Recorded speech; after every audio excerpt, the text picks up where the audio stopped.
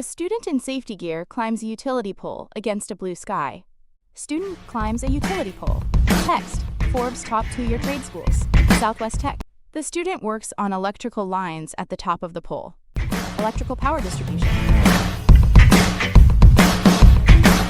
A close-up shows the student connecting wires on the pole.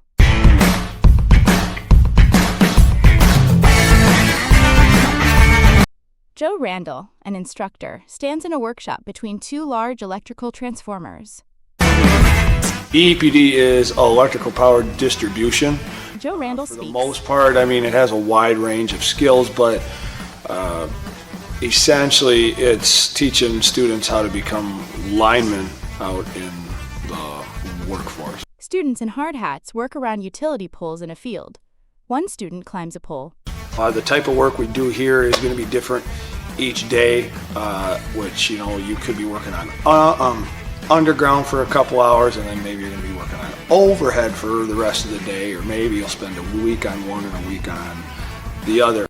A student in a hard hat and sunglasses holds a long yellow pole. Students look up as a yellow pole is extended towards electrical lines. Another student bends over in a grassy field. 3 students in hard hats stand in a field, one holding a rope with a utility truck in the background. A student climbs a utility pole secured by a harness under a cloudy sky. As far as once they get hired out into the field, it really depends on where they start and also where they want to end up. Joe Randall gestures while speaking about the program. Some guys start into an underground company right off the bat, and then others end up building transmission line, which is your really big poles, and conductor as well, and they might work for that company the rest of their life. It really depends on if you want to travel every day or if maybe you're wanting to stay closer to home as well. Most of it is hands-on.